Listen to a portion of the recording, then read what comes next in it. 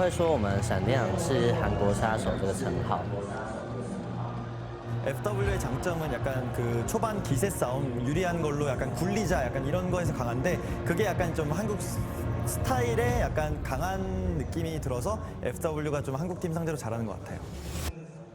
Betty is just spitting out hell upon Kingzone. A triple for him. Flash Wolves are going to go top of the group.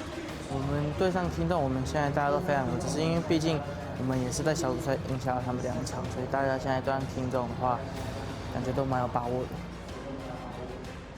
아무래도 FW가 이제 그룹 스테이지에서 저희 상대로 2대 0을 했잖아요. 그래서 그 팀 자체가 저희 팀에 이길 수 있다고 생각을 하고 있을 것 같고 약간 그게 좀 독이 될 수도 있다고 저는 생각을 합니다.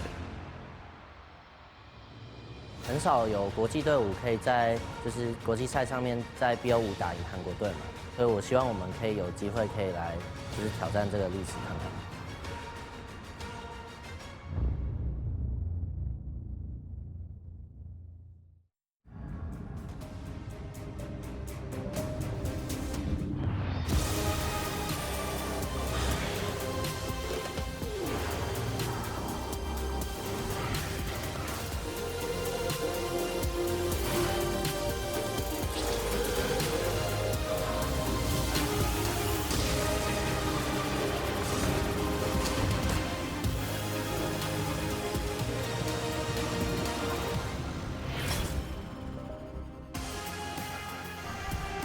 Welcome back to the Zenith Arena, where yes.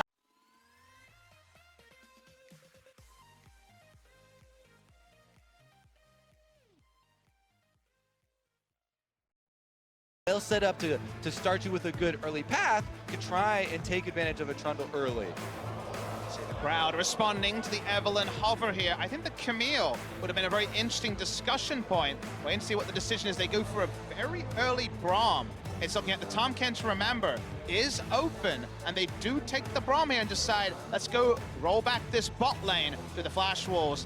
I think Kingzone is saying, if we can have pushing, if we can have control on the 2v2, if they're on Kai'Sa, we can play our early game plan, and with a Taliyah lock-in, the early game plan is coming together. Definitely agree. I mean, Sword Art on the Braum last game was extremely good, but you can see no hesitation from Kingzone. Immediately go for the Trundle, immediately go for BDD's Taliyah, feels so comfortable on taking control mid and then moving across the map with this champion.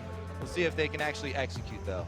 And Flashwell's going to wait a while on their jungle pick. They can potentially withstand now 6 jungle bans. Oh, Yasuo shows up, and you'd have to believe it's for the mid lane matchup here. Though Maple has yet to play at MSI, I don't think you blind Yasuo top for any reason, unless he somehow miraculously shows up into a good matchup. But still, gonna be exciting to watch. Definitely think it's intended for mid lane, but like you say, Frick, could always be flexed to the top lane. And the reason why I like it more than the Zoe that we saw hovered is that with the jungle bans already, Taliyah Trundle with a Zoe on the other side, it was actually quite difficult to win the skirmishes with just a jungle pick there. Zoe needs a winning jungler, I think, to win that 2v2. That was going to get tricky. They didn't want to go for any headaches. Yasin, since the group stage started, was a support Szechuan. And of course, we've seen Zach as the champion as well, but doing so would see a lot of early pressure. Zach, very frail in the early levels, takes a lot of damage here. So there we go. Will be what Moojin moves to here. Another early game pressure jungler has a knockup on the kid as well. So still something to bring out here to have early pressure and set up Maple's Yasuo. Everybody loves a good Lee Sin, Papa, and the kick is something that he can set up Yasuo with. You mentioned the Gragas, but Lee Sin can be right there with him. It is, of course, a frustration for Kingzone because they thought they'd shut down a Lee Sin when they played RNG in the group stage, and then lane ganks was still the way for MLXG to take that game over. Now we're looking for Kingzone to round out the job. They thought they'd be invading an Olaf. They thought they'd be invading a Zach. The plan has changed. Let's see what the draft changes for Kingzone. See that very slim pick and ban right there for Lee Sin. I believe he's actually 1 and 2 at MSI so far. And they throw down the gauntlet. One that turns into a hammer and turns back into a cannon. Caught on his trademark pick, the Jace to blind in the top lane. Undefeated in 2018 on the Jace. Only a handful of defeats ever on this Kingzone side. Khan's Jace needs no interruption, but this is the one matchup he's talked about he's not a big fan of. He's not a big fan of it, but I was so hesitant for Flash Wolves to pick the tank in this game because there's a Trundle early on from Kingzone, plus the Jace matchup here, which can be oppressive early. Playing for the big team fights, playing hard crowd control with double backline. If you want to call Yasuo, that has worked so far for Flash Wolves. Yes, there were execution errors on Kingzone's side, but barring a obvious top lane counterpick, say, okay, Sion's gonna be the one to hold on. And this is definitely a priority draft from Kingzone. Now they once again do have the push in multiple lanes. Yasuo can fight back eventually, but usually it's Phantom Dancer and at least level 6 in a Lee Sin to actually get over the line. This is again a draft where Kingzone are setting themselves up for a strong start. Definitely true, and a lot of it is going to come down to Khan's Jace, the iconic champion you associate with this player when he is smashing all top laners in the world. Can he do it here against the Flash Wolves at MSI, where he has had a rocky tournament? It always feels like the Jace in this matchup has to put so much effort and never let up on the gas, never let up on the pressure, never let up on the harassment in order to actually utilize this well. Well, I have two NA casters with me, and you guys know all about NA Jace. We've been conditioned to sweeping blade. Oh, Prey is gonna go for a Q to help. He's walking right on top of the champions. He might not have a way out. The stun is on Ignite as well. There is no escape, and Prey goes down. Beautiful setup for Flash Wolves. They actually hug the brush there by the Krug. They know that Prey with the level 1 Mystic Shot can check the brush. They're expecting Lee Flash. Well, you take that cheese and you stuff it down their throats. Top side, though, everyone for Kingzone is trying to make a move. Early move, 3 versus 1 up here, and only level 2 on this poor Sion. Can he do anything about this one? It's going to be aggro pulled by Jace. Khan backs up. One more turret shot with the damage output, just not there. Is there going to be a re-engage? Now Peanuts time to pull it, gets the chunk, gets right back out. BDD gets the credit and an answer on the top side. Hanabi Zombie was able to get back up and get the cannon minion for himself at least, but that is King. Maple just plays the defensive side of this lane, and again, BDD looks towards the top side. The Flash still down for a few moments. And Hanabi actually has to run away from this one. That's even a delayed recall, so that top lane pressure now is pushing forward. The farm lane's pretty big. But now look to the bottom lane. Killer Instinct in. High damage on a Prey. That's going to be the knockup. Godfish Lee Sin takes down his believers. And he lays it down into the bottom lane. Prey not going to be on the map. Full bottom lane control yet again for Flash Wolves, allowing this Kaisa not only to scale, but to dance as well. Everyone is feeling it. Execution beautiful, that flash for the kick, then went into the Q top side, trying to answer as well.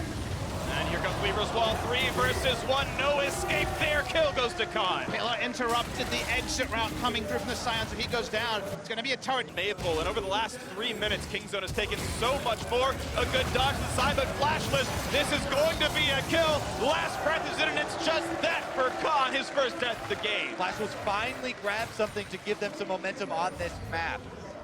If it wasn't for that, as you were saying, Freak, I was chalking up the objectives here. It was Kingzone, 2 turrets on the bottom side, plus the Elemental Drake, plus the turret in mid lane.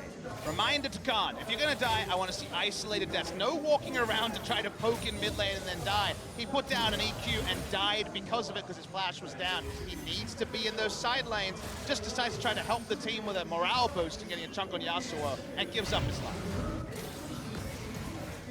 All right, let's take another look at this replay. Khan fired off that shock blast, and it angered the Flash Wolves, even though he sidesteps the Lee Sin Q. Sword Art able to land his own on Braum, and that's enough to allow them to close. We actually spent 3 ultimates on that. Should be able to back away. Here we go, though. Ooh, nice knockup there in the front line. Maple could be falling, but gets to go back. A quick jump towards Sardark, goes right back to the team. The chase is going to be in. A huge knockup. There's the re-engage, but Maple is down. However, it is a trade. In the back lane, BDD grabs one on the Talia. This fight continuing. Prey will drop now, 3v3 on the fight. As a lot is still coming through. Buddy with the red buff looking for a bit more, but they're running out of teammates. This Sion going to be chained down. This will be a 4-for-2 advantage over to Kingzone. Kingzone get a tremendous amount of kills here, but there are no objectives on the map for them to take. No one can get over to that bottom minion wave. There's no dragon. Nothing is left for them to game afterwards. And I love that you start with the sobering, but I'm going going to look at the elation for the Kingzone players because they haven't drafted for 5, but they haven't drafted for these scenarios. Watch BDD this fight. He puts out way more damage than you would expect on a Taliyah in one of these scenarios. It goes along. It looks like it's going to be a disengage. They go for the re-engage, and Taliyah is free hitting the entire time. Yeah, we're able to start it off here with Gorilla on the recon, keeps Maple in check, but then, there it is, Papa. BDD starts with damage to start, then actually uses the Weavers Wall in combat to get to the back line. So while they take down Bray, you've got effectively another ranged AD in the Jace. Taliyah free hitting as well. Very well problem solved by BDD. Difficult to put out that much damage, even though the wind wall is so clean. Weavers Wall behind the turret, take the turret, that's going to be hard. Swordart really aggressive in the front, finds the double knockup. Is there going to be the re-engage they need though, because the squad is coming in for this fight. Moojin, will he find the kick? Goes for the Q into the back line. The knockup, but it only gets onto one as the team disengages. Maple exhausted, forced to run. One hit will kill him, and Gorilla claims that one, so now it's a 5v4. Kingzone look for the re-engage. They find Benny. Khan gets the kill. Now on to Moojin. He's running for dear life. Can they find the crowd control? Looking for a teammate to jump 2 Qs to the Wolves. Of course they're on his team. It's in the name in the first place. Just back to the squad. Out they go. Not a further knockup. Still a 2-0 for Kingzone. And this time around, big. Lots of trigger wards available, no denial in the pit. Can Moojin get this smite? This turret has been made and broken on smites and Baron attempts. That ward will not go away. Moojin has complete victory, or vision I should say. They're holding it for the so play. low. They're getting a bit lower. Can Moojin find the play? The Q has been burned though. Here's the engage, not yet the knockup, jumps to a ward. Found out though, and Prey will knock down the Godfist as the Baron's getting lower. They finally pick it up, but the fight still going the way of Kingzone as they kite back with the buff in their hand. The Baron down, it's a burn damage. Trundle was dead and still gets the credit. Kingzone were not opening up a 50-50, but they had to take collateral damage to kill the damn Baron. They held the Baron for so long, wary of Moojin sneaking in and stealing. In the end, they are able to take it down, no matter how arduous that fight was. And it's still worth it because, again, a grouped 5v5 is how Flashwolves wins the game. Baron is the place you have group 5v5s, but the patience here for Kingzone, who has so many members so low, this was tricky for them. Prey first tries to chase off Swordart, gets him out of the fight. Then they're trying to look for an angle here onto the Lee Sin on Moojin, and he has to get some angle towards the Baron. In the end, expends the safeguard there, running away from Gorilla. And take a look at this. It Baron kills one Peanut. health. Watch the Baron. 22, 41, one 1. health. BDD throwing another rock there, gets it low enough. Hold on for a few more moments, waiting for that timer to come back though, getting away at 200 HP, the flash, the yell, the slap into the face, and that will be a solo kill. A little bit of help because of Betty on the side, but top inhibitor is down. Now will there be a re-engage? No, they're gonna get away from this one. Oh, the chase though. Maybe he can stop the recall. Yes, they all turn it around, and Maple bit off more than he could chew. That was definitely some masturbating right hater for that. They know teleport's on Jace, otherwise Sion's actually gonna come from the backside. All right, teleport looking for the play, but Weaver's wall is in. BDD to stop him, and actually immediately cancels the unstoppable onslaught. There's the knockup. They've isolated Sion. He will drop, and there's gonna be the backline access. Killer Instinct did what Maple could not. This is the huge fight for Flashwolves. BDD fall. It's 3 for 1. What a battle! And Hanabi sacrifices his life to force the 5-on-5 team fight Flashwolves needed to stay in this game. Moojin still going to the backside, got the kick, and that's all that was needed for the Killer Instinct to follow. They're going to roll through and probably get an inhibitor here. Betty had the Infinity Edge done and was in range to follow up the Lee Sin kick. We all thought about the Yasuo, but it was the assassination from the bot lane that led him to +2 kills and 2 turrets in mid. Doesn't actually end up being the inhibitor because of the collateral damage already done top. Baron buff spawning in 50 seconds. They'll get the first look at vision there. They'll have to fall back. That's a preview of the team fights we've been alluding to for the better part of 28 minutes. It's all about getting backline access, and like you say, Hanabi had to give up his life to even give them a chance. A worthy sacrifice here. Sion gonna get 2 lives.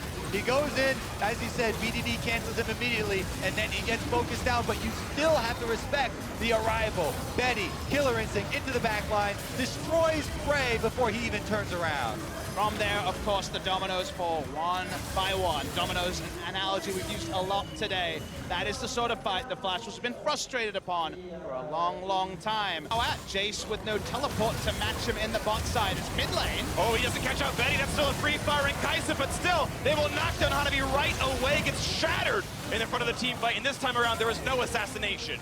Great jump there by Kingzone. They take out the front line from flash flows, and now they've got an open path. This could be really explosive with top inhibitor still dead and very low turrets in the middle and bottom lane. This 5v4 could be game-winning as the walls come up, but the turrets still don't fall. Another comes in and separates the team. 5v4, here comes the hard engage. Betty stays alive, but last breath means almost nothing. He will give away his right now as Maple has nowhere to go. 5v3 in the base with 4 to take. They're gonna go for the end here. That's all they needed. It's a couple of kills. Try to end the game. Betty's got to make the miracle play now, but it might just not be enough. The turrets to fall. Here's the kicks to the back line, but can they find the kills? Betty trying to kite, and he doesn't have it. Kingzone get the team fight. They make it happen. 2-1 will be the lead. One more for the final.